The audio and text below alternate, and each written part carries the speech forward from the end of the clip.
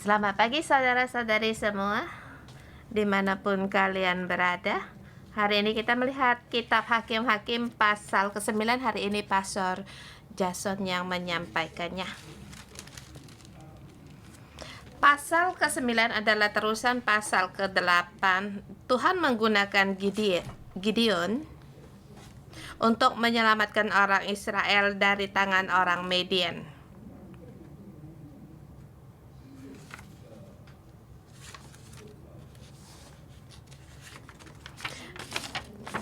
Midian adalah tokoh yang sangat penting karena di depan menggunakan 3 pasal menerangkan tentang orang ini melambangkan ada orang seperti mereka, dan juga banyak orang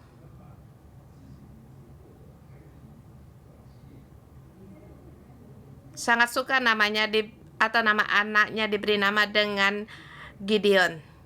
Jadi kita harus jelas melihat Gideon. Pasal ke-9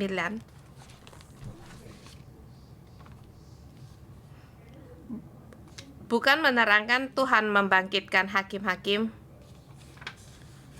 karena di sini salah satu anak Gideon menobatkan dirinya menjadi raja. Jadi maka ini terusan dari pasal ke-8. Apa yang dikatakan di pasal ini? Dari pasal yang 8 terakhir kita mulai untuk membicarakannya.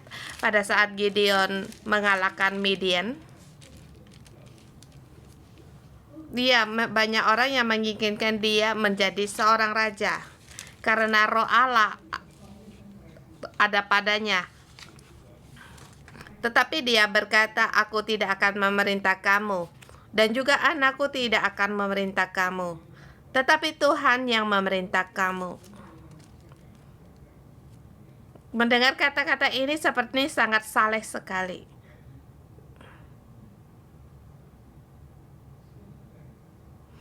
Kalau kamu tidak memerintah kami, apa yang kamu sibukkan? Di sini dikatakan seterusnya dia ada 70 anak kandung. Kamu pikir begitu banyak perempuan yang melahirkan anak bagi dia?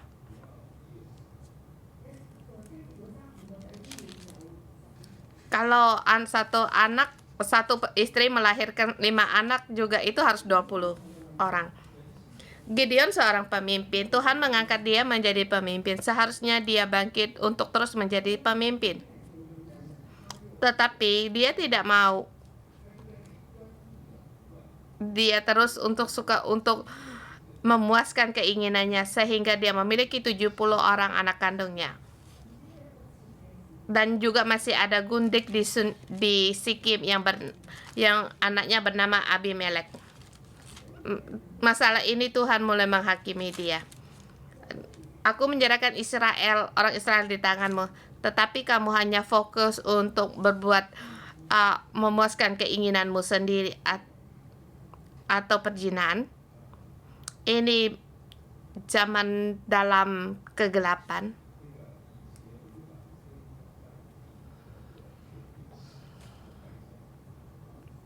Dulu saya memberi tema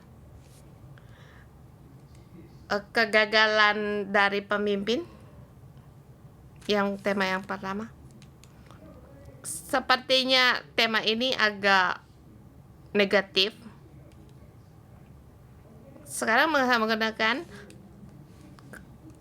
seorang pemimpin harus berani untuk bertanggung jawab. Kalau kamu tidak sanggup menanggung, kamu tidak ada tanggung jawab, kamu tidak akan bisa melaksanakan. Dan kalau kamu tidak bangkit untuk bertanggung jawab, maka kamu akan susah untuk dibangkitkan. Dan kamu melihat akhirnya di keturunan berikutnya mereka saling untuk membunuh. Gideon tidak bangkit untuk menjadi pemimpin, maka tidak ada orang yang berani menjadi pemimpin.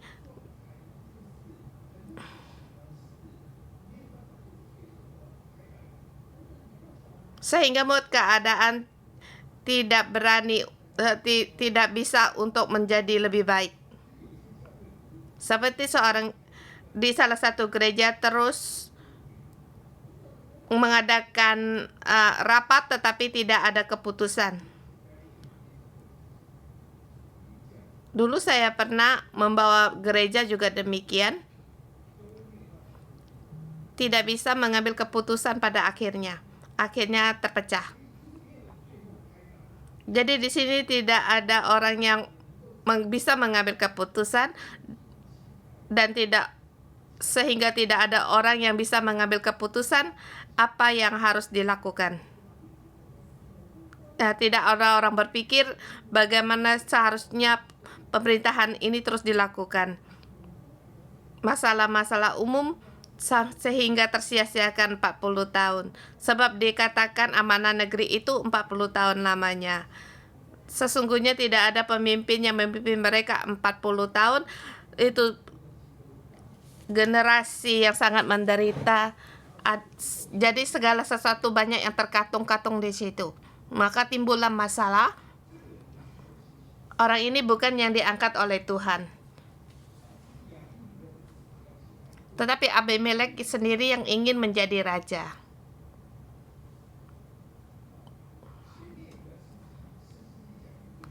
Hakim-hakim di pasal hakim-hakim depannya dikatakan, Israel membuat jahat kepada Tuhan, maka Allah membangkitkan musuh.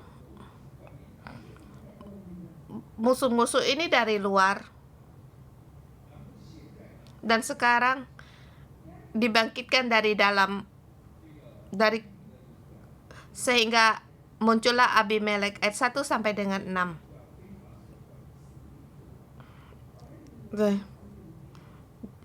Dengan jalan yang legal menjadi raja. Abimelek dilahirkan oleh gundiknya di Sikhem. Namanya berarti Abimelek itu ayahku adalah raja. Itu yang diberikan oleh ayahnya namanya. Jadi Gideon berkata kepada anaknya, ayahmu adalah raja, sehingga memberi nama dia dengan Abimelek. Maka dia menganggap dirinya sendiri di perkumpulan orang rumahnya, dia adalah seorang raja. Maka dia ingin menjadi raja, tetapi ayahnya bilang jangan. Ini ada suatu kuasa dari rohani. Kamu tidak berani menjadi raja, orang lain juga tidak berani menjadi raja. Tapi kamu menyuruh memberi nama anakmu, ayahmu adalah raja. Jadi bagi orang dunia ini bagaimana berpikir, ayahku seorang raja. Dari kecil sampai besar orang memanggil saya juga ayahku adalah raja. Nama itu dipanggil berulang-ulang kali, maka timbullah perasaan, ayahku seorang raja, maka aku harus bangkit menjadi raja. Maka dia mengambil satu saran. Dia berkata kepada kaum keluarga pihak ibunya, manakah lebih baik memerintah kamu 70 orang atau dari semua anak Yerubaal, atau 1 orang? Aku yang memerintah kamu.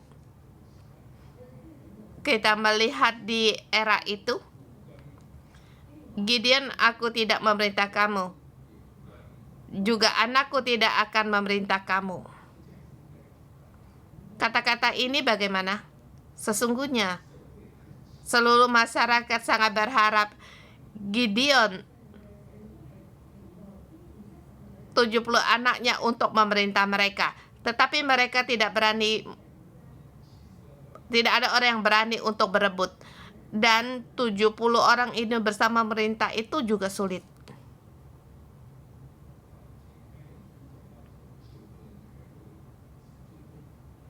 Dulu ada satu buku mengatakan 9 orang rapat itu juga sulit. Karena segala keputusan atau ide sepertiga. Ada sepertiga yang setuju, ada sepertiga yang melawan, yang sepertiga tidak ada jawaban. Jadi sulit untuk mengambil keputusan. 70 juga lumayan. Ada 23 orang, 20 yang setuju, ada sepertiganya yang tidak setuju. Itu sangat sangat menderita, karena ini semua juga karena perbuatan Gideon. Di zaman itu sangat mengharapkan ada seorang pemimpin.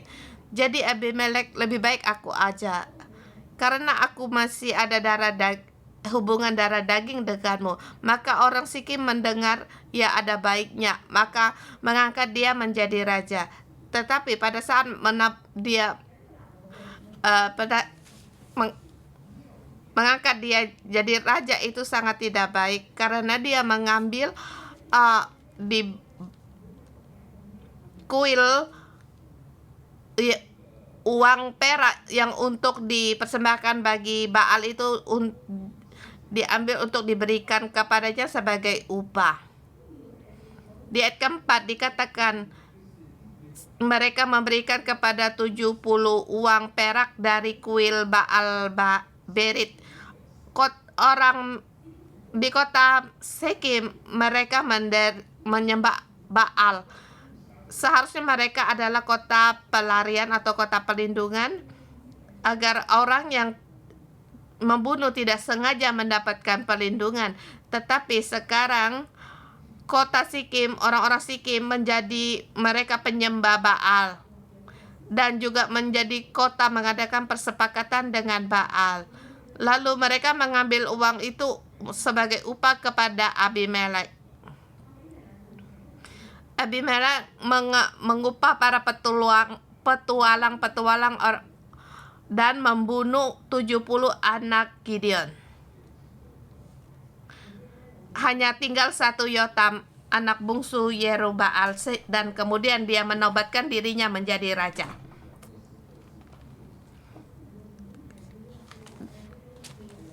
Di ayat ke-6 difokus bagaimana Abimelek dinobatkan menjadi raja.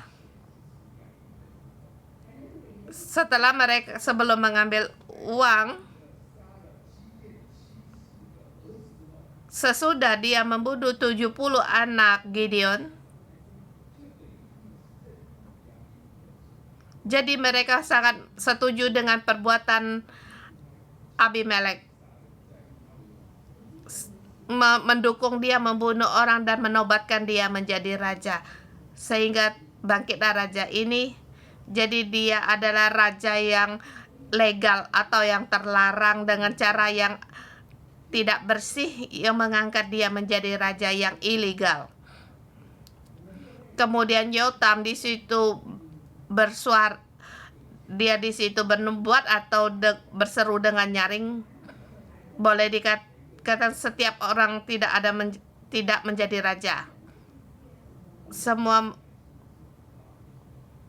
di situ, baik kamu di pohon zaitun atau pohon ara, semuanya masing-masing tidak ada yang berpikir menjadi pemimpin. Ini prinsip yang lebih serupa dengan Gideon. Setiap orang cuma memperdulikan diri sendiri sudah cukup. Ini adalah terus dengan prinsip atau pikiran dari ayahnya. Kemudian Abimelek, dia sebenarnya sembunyi-sembunyi untuk mengatakan tentang Abimelek, yang di sini dikatakan Abimelek sebagai semak duri.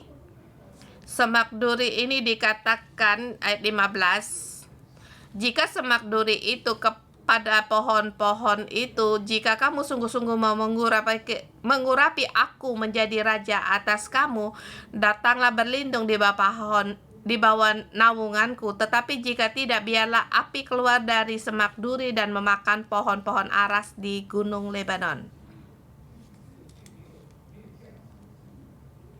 Semak duri seperti tanaman yang tidak berharga, karena sekalunya tidak berfaedah, hanya untuk dibakar. Lagi pula semak duri bisa mencelakakan orang. Kamu harus menyingkir agar jangan tidak terkena durinya. Di sini dikatakan semak duri, apa yang ingin dia lakukan? Semak duri ini ingin agar pohon-pohon bernaung di bawahnya.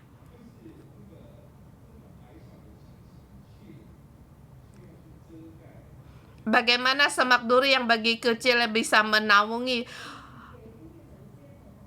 pohon yang begitu besar? Ini lalu di sini untuk memperingati mereka. Kalau jika kamu berlaku setia dan tulus dengan membuat Abimelek menjadi raja, jika kamu berbuat baik kepada Yerbaal dan keturunan kamu, jika kamu membalas kepadanya seimbang dengan jasanya.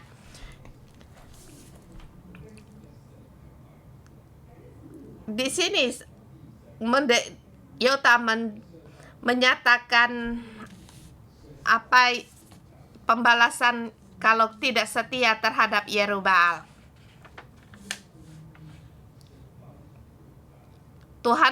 Kemudian seterusnya Tuhan membalas orang yang berhati jahat atau licik. Bagaimana cara Tuhan mengulurkan tangannya? Setelah 3 tahun, pasal 9:23, maka di ayat 23, maka Allah membangkitkan semangat jahat antara Abimelek dan warga kota Sikem, sehingga warga kota Sikem menjadi tidak setia kepada Abimelek.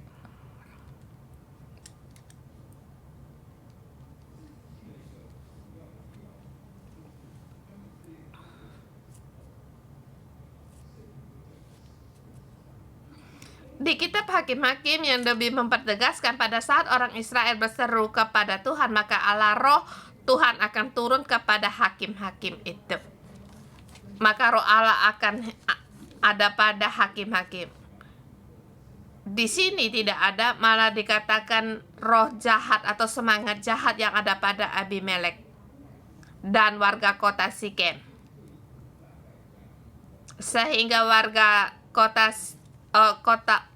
kota Sikem menjadi tidak setia kepada Abimelek. Terhadap orang Sikem itu kita lebih ingat pada di kitab Kejadian, di mana warga Sikem mencemari Dina. Kemudian mereka menyuruh mereka bersunat.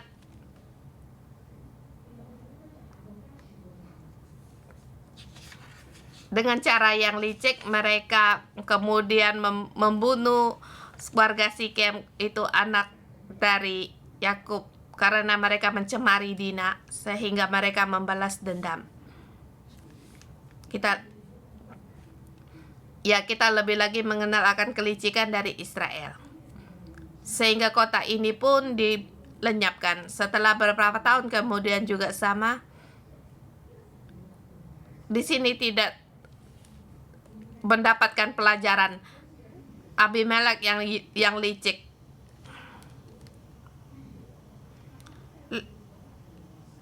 Abimelek, raja yang mereka angkat, yang mereka dukung. Kamu bisa melihat raja yang dipilih oleh orang, nasibnya akan demikian. Dikatakan, hari ini aku mendukung, tetapi lain hari aku mendukung orang lain. Manusia memang demikian, karena hati orang akan berubah. Pada saat itu, warga kota Sikem, mereka dengan kekerasan, dengan kelicikan juga ingin menggulingkan terhadap Abimelek. Di sini muncullah Gaal. Cara Gaal juga sangat spesial. Caranya dengan Gaal hampir sama dengan Abimelek.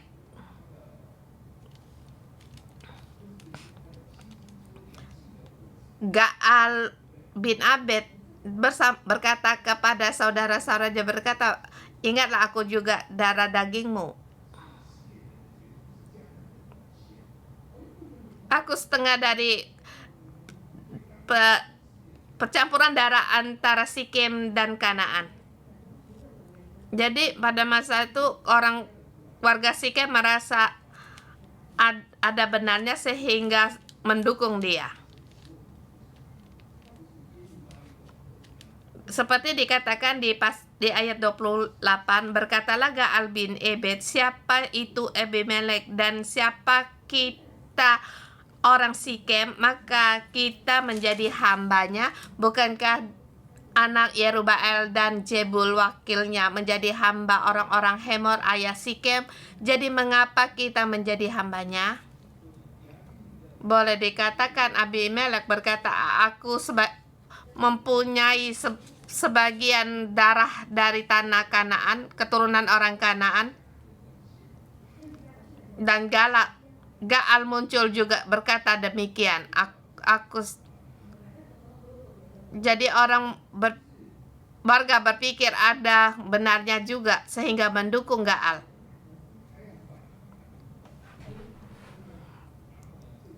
Jadi Gaal bangkit untuk menggulingkan Abimelek. Dia bangkit menjadi pemimpin sehingga dia ingin membunuh Abimelek.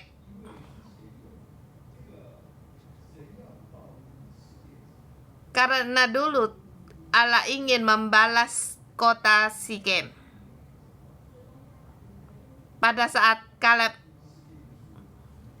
berperang melawan Sikem, maka Sikem kalah, dan cara kekalahannya juga sangat spesifik, sangat aneh.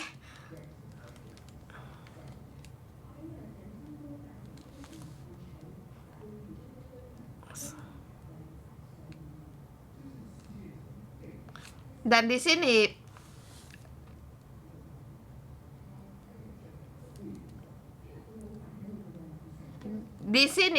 kota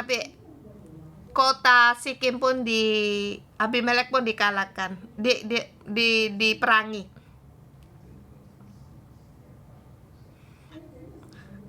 Karena kota ini seluruh kota menyembah berhala, bahkan dia mendukung orang yang menumpahkan darah sebagai pemimpin, maka akhirnya penghakiman Tuhan terhadap seluruh kota Sikem. Kita melihat Abimelek seperti orang yang lihai. Dia berperang memenangi kota Sikem dan menyerang kota yang lain. Ayat 50. Selanjutnya Abimelek pergi ke Tebes. Ia mengepung Tebes lalu merebutnya. Sangat lihai. Kemudian dia mulai membakar kota itu. Dia siap untuk membakar kota itu. Tetapi di situ di atas sebuah menara dia menjatuhkan batu kilangan ke atas Abimelek, hampir membunuh Abimelek. Sehingga batu itu kena kepalanya Abimelek. Di ayat 54, dengan segera dipanggilnya bujang pembawa senjatanya dan berkata kepadanya, huduskanlah pedangmu dan bunuhlah aku, supaya jangan orang berkata tentang aku, seorang perempuan membunuh dia. Lalu bujangnya dia menikam dia sehingga mati. Perkataan ini sangat seperti ada yang kita kenal, yaitu Raja Saul. Sebelum dia mati, masih peduli bagaimana cara dia mati. Di sini ditulis dengan jelas di Alkitab, karena dia dibunuh seorang perempuan. Lagi pula alat untuk membunuh dia yaitu batu kilangan.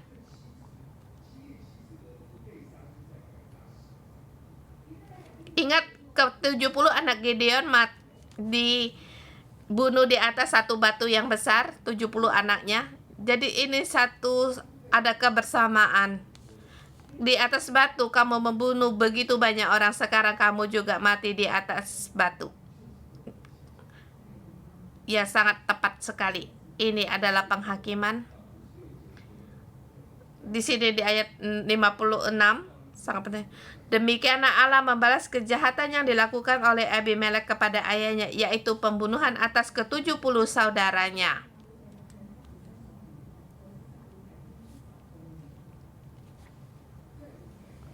Bagi kita melihat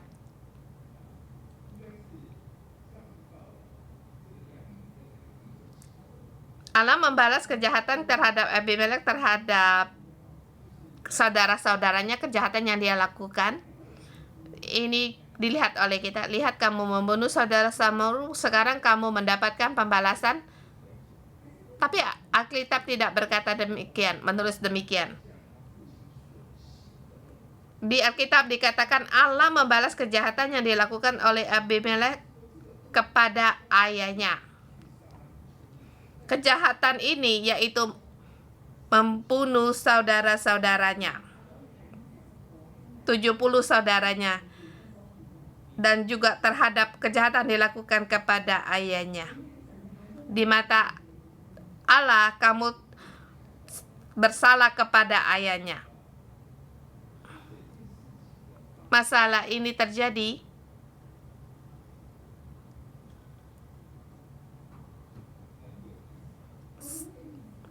ada artinya. Abimelek mau bangkit menjadi raja karena ayahnya seorang raja.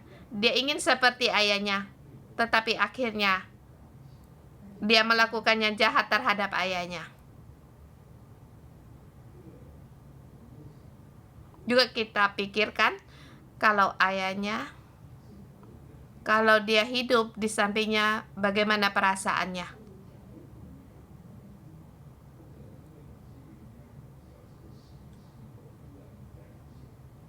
Mungkin ada alasan dia menghilang 10-30 kemudian muncul kembali.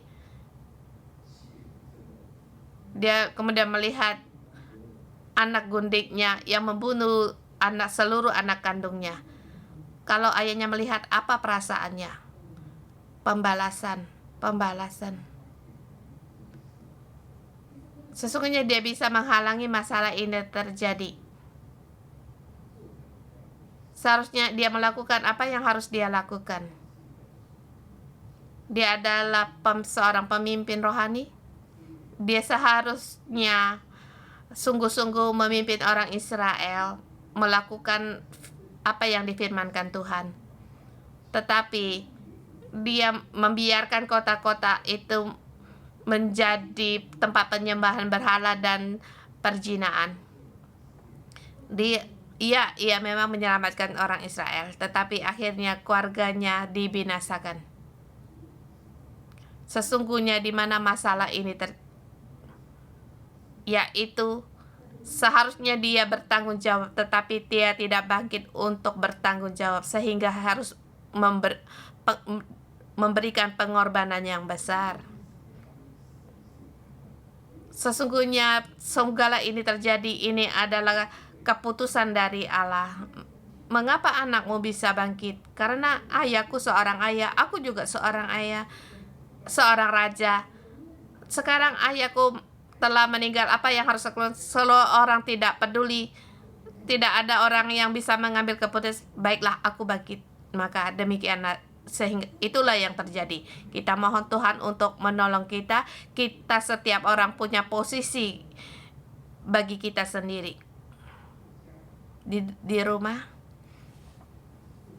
Kita sebagai orang tua, kita sebagai anak-anak, kita punya status kita sendiri, posisi kita sendiri. Kita lakukan menurut kehendak Tuhan pada posisi kita. Di kota, di tempat kerja demikian, di gereja juga demikian. Di setiap posisi atau status tidak bisa dilakukan, maka semua juga mengalami penderitaan. Sebab kita semua adalah manusia. Dilihat sepertinya aman 40 tahun. tetapi kecelakaan lebih yang sangat besar telah dipersiapkan. Jadi kita mohon Tuhan untuk menolong kita. Kita sebagai pemimpin kerohanian, kita harus berani untuk bertanggung jawab. Mari kita bangkit menyembah Allah kita. Haleluya, mari kita bangkit bersama untuk memuji Allah kita. Tuhan, kami bersyukur dan terima kasih karena Engkau adalah Raja kami, karena Engkau adalah Allah kami. Kami hanya meninggikan nama-Mu. Tuhan, kiranya hati-Mu ada pada kami dan kira kami hanya fokus kepada Engkau. Yesus, kami memuji Engkau. Haleluya.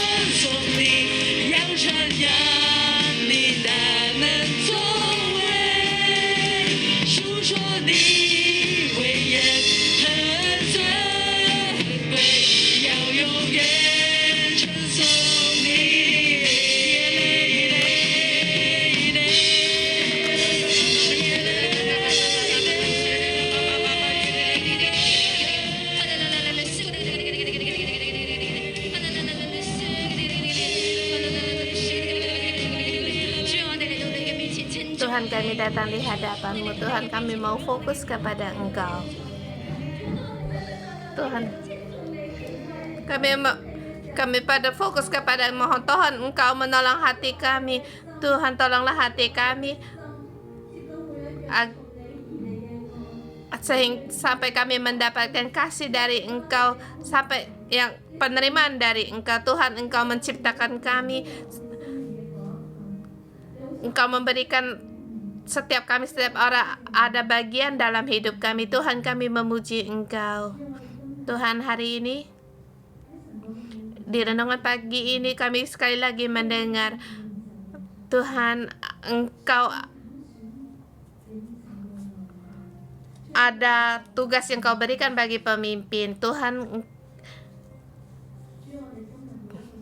kami setiap orang datang di hadapan-Mu adalah pemimpin-pemimpin yang Engkau pilih.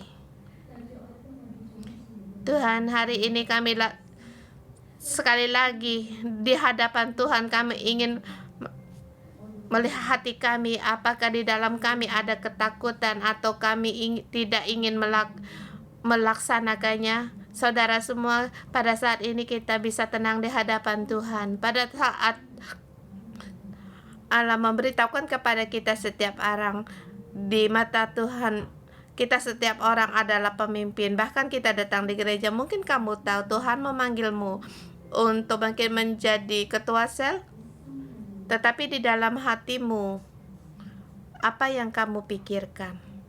Ketakutan? Atau mundur? Atau rela untuk merespon? Atau merasa ini adalah satu tanggung jawab? Allah ingin kita setiap orang di hadapannya sekali lagi berbincang-bincang dengannya.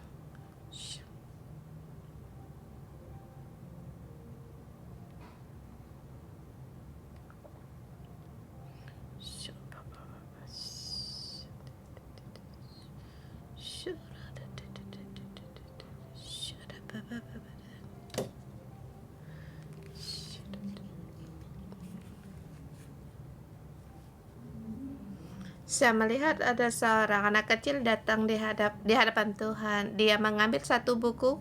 Pada saat dia membuka buku catatan ini, semuanya tanda silang. Semuanya tidak memenuhi target. Dia sedih. Saya melihat Allah berkata sekali lagi, lihatlah sekali lagi. Aku melihat sesungguhnya tempat yang ditanda silang yang tidak cocok itu semuanya diganti dengan tanda conteng. Semuanya dilakukan dengan baik, dan di situ ada kata-kata yang dari Allah yang menyatakan benar. Mungkin di dalam kehidupan kita ada merasa takut, kita sepertinya ditolak, sepertinya tidak memenuhi syarat. Bahkan sampai hari ini, dimanapun kamu berada, pada saat kamu berdiri di hadapan pemimpin, kamu selalu merasa ada satu tekanan, selalu merasa tidak sanggup melakukannya, dan di mata Tuhan merasa diri pun tidaklah memenuhi syarat. Hari ini Allah berkata kepada kita setiap orang, anakku, Aku bukan Allah yang berdiri di hadapan, bukan Allah yang tidak peduli. Buku catatan ini aku diberikan kepadamu karena kamu adalah memenuhi syarat. Kamu sanggup melakukannya karena bukan mengandalkan dirimu sendiri, tetapi Allah sendiri yang bekerja sama denganmu.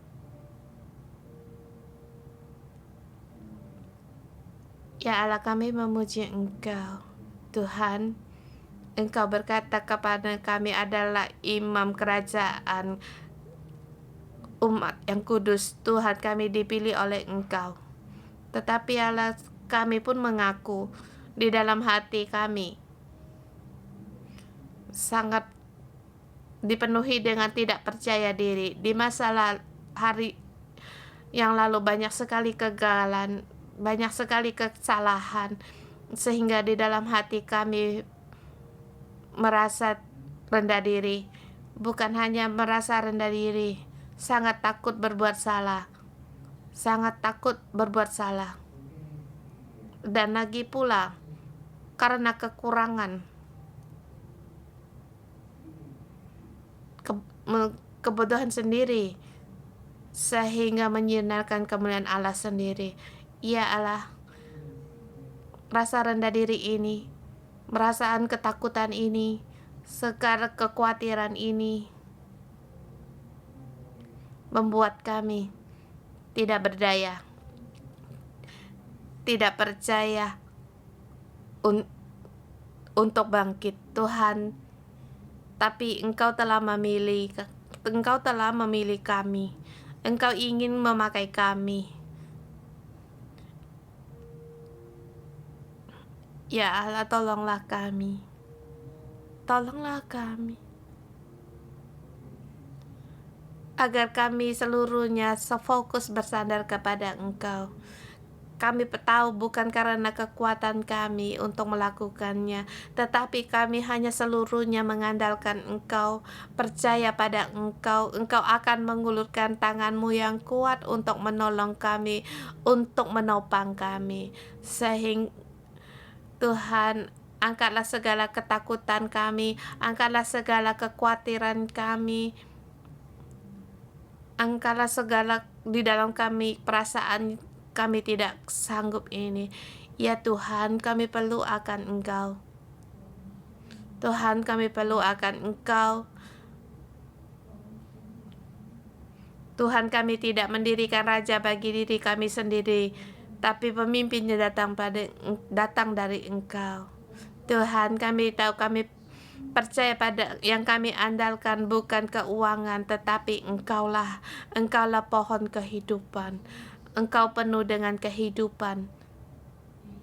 Di dalam Engkau penuh dengan sukacita dan damai sejahtera, penuh dengan kasih karunia dan kasih setia dan kebenaran. Tuhan, Engkau seluruhnya bisa menaungi kami, menutupi segala ketakutan kami, agar kami tidak mengandalkan kekuatan kami. Engkau yang memberikan kekuatan pada kami dan menolong kami. Ya Tuhan, setiap perkataan kami dan setiap kelakuan kami, keputusan kami datang dari Engkau. Engkau yang menyangga kami, menongkong kami.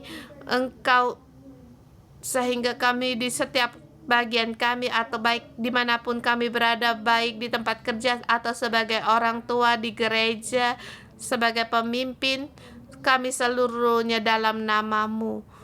Dalam nama-Mu, kami di bawah sayap-Mu, di bawah naungan pohon kehidupan Engkau. Kami memuji Engkau Tuhan. Usir segala ketakutan dan kekhawatiran di dalam hidup kami. Kami seluruhnya percaya akan Engkau Tuhan. Kami memuji Engkau Tuhan Yesus. Kami tahu seorang pemimpin datang dari Engkau. Kami tahu keberanian itu datang dari Engkau. Kami tahu di dalam bagian apapun, dalam posisi apapun, baik kami sebagai orang tua atau di tempat kerja, sebagai rekan atau sebagai bos di gereja atau sebagai ketua sel, segala posisi ini datang dari Engkau. Pada saat kami seluruh selaras pada Engkau, kami bisa berdiri, kami bisa tegar, kami punya kekuatan, sehingga kami tahu Engkaulah yang memimpin kami untuk menanggung semua ini dan mengambil keputusan yang tepat. Tuhan, hari ini kami mau merespon Engkau. Kami mau bangkit bersama dengan Engkau untuk merangkul kedudukan yang Engkau berikan dan bersama untuk menanggung. Saudara semua, kita bersama dengan lagu pujian ini.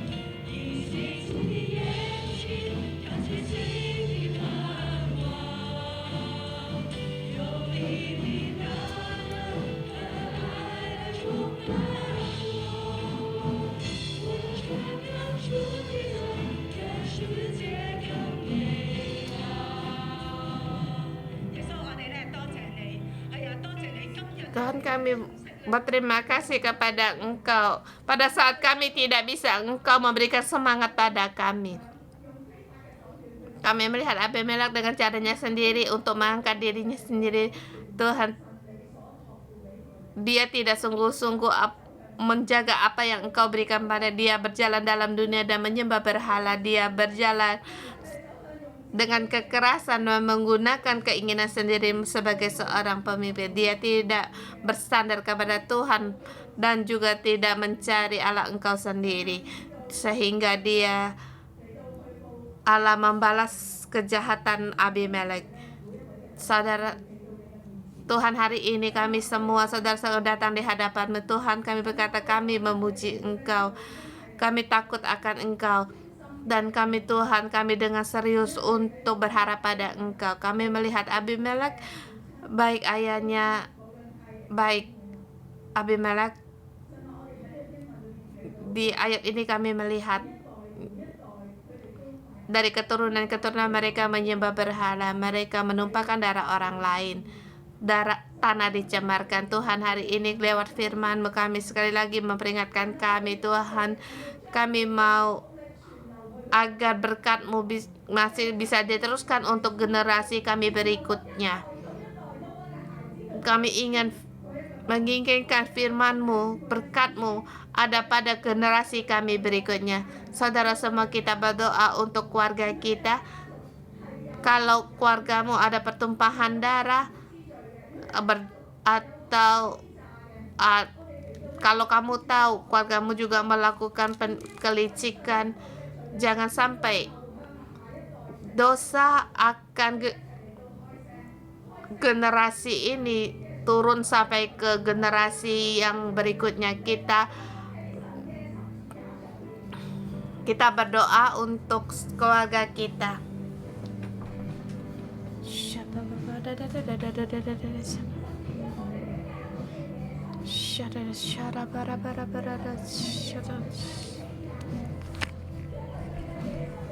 Termasuk juga keserakahan dalam keluarga kita.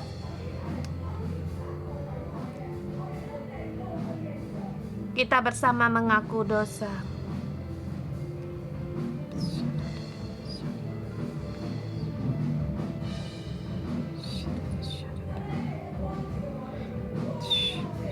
Tuhan, Engkau menerangi kami. Terangilah kami.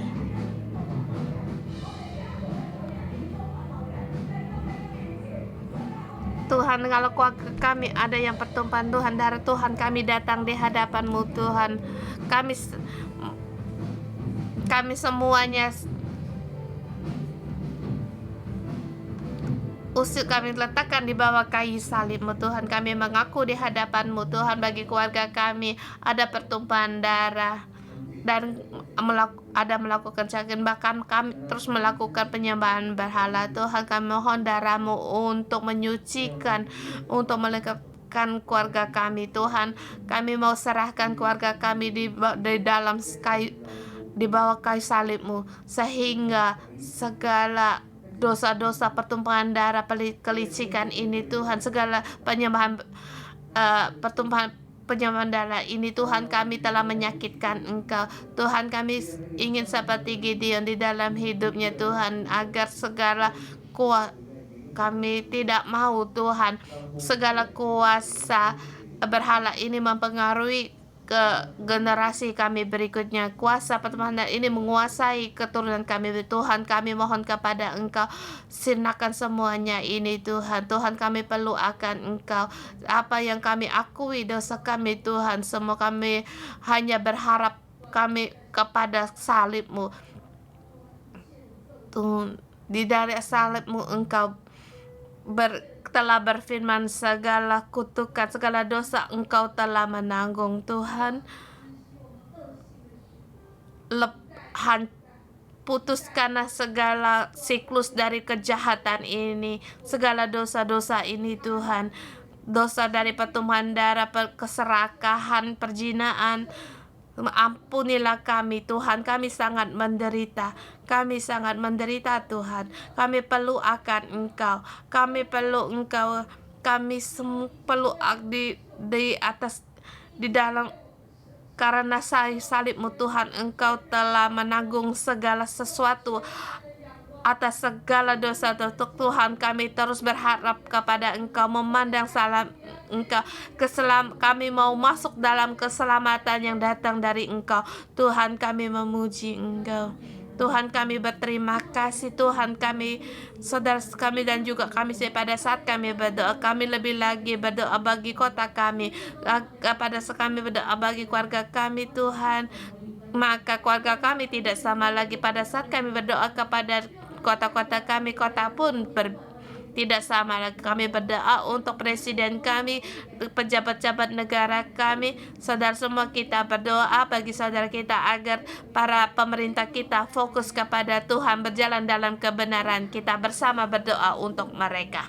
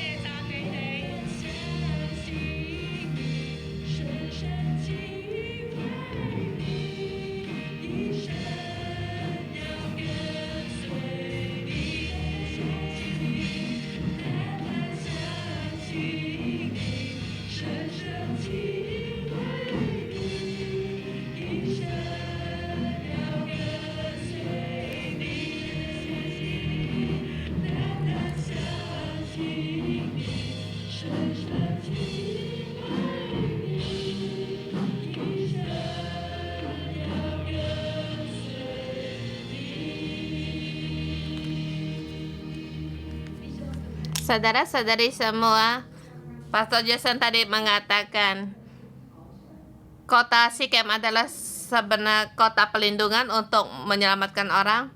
tetapi di sini kembali menjadi kota pertumpahan darah dan kota itu pun dibinasakan. Dan bagaimana dengan Hong Kong? Kota Hong Kong bagaimana? Kota Hong Kong juga kota perlindungan. Dari masa ke masa banyak orang yang pelarian datang ke Hong Kong. Tapi bagaimana sikap penduduk Hong Kong terhadap kotanya?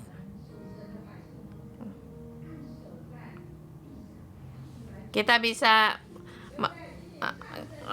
kita memberkati tanah kita bersama, memberkati tempat ini agar Hong Kong dibalikan kembali.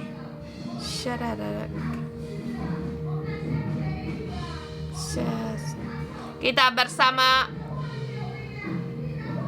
memberkati tanah Hong Kong. Kita bersama berdoa dan berdoa Tuhan akan mendengar dengan baik dengan kata-kata yang bisa kita dengar.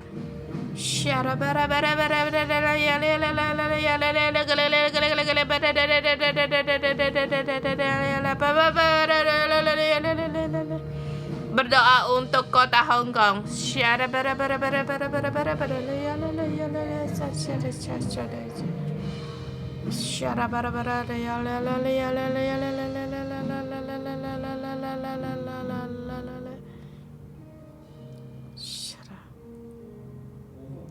Aku dalam nama Tuhan Yesus Kristus memberkati tanah Hong Kong. Hong Kong Yesus mengasihimu. Ya Hong Kong, terima kasih di masa-masa kejayaanmu. Engkau telah menanggung begitu banyak dari berbagai orang-orang yang pelarian yang datang di sini. Aku dalam nama Tuhan Yesus Kristus mau memberkatimu. Hong Kong, kamu harus menjadi Noah bagi kerajaan Allah. Orang-orang yang menderita dari berbagai daerah harus datang di Hong Kong, harus mengenal Tuhan. Hong Kong, kamu harus bangkit untuk menerima mereka agar tempat ini mendapatkan kebangkitan rohani yang besar, sehingga kamu menjadi kota pemimpin bagi kerajaan Allah. Dalam nama Tuhan Yesus memberkati bagi yang tinggal di Hong Kong, dipenuhi oleh Roh Kudus, dipakai oleh Tuhan, dan pada era ini dibangkitkan oleh Tuhan. Amin. Mari, aku dalam nama Tuhan Yesus memberkati saudara-saudari semua. Kamu adalah menjadi orang yang memberkati orang lain dan tanah. Aku dalam nama Tuhan Yesus memberkatimu. Kamu dibangkitkan oleh Tuhan. Orang yang mengikutimu mempunyai keuntungan. Dalam nama Tuhan Yesus memberkatimu. Amin. Kita renungan pagi sampai di sini.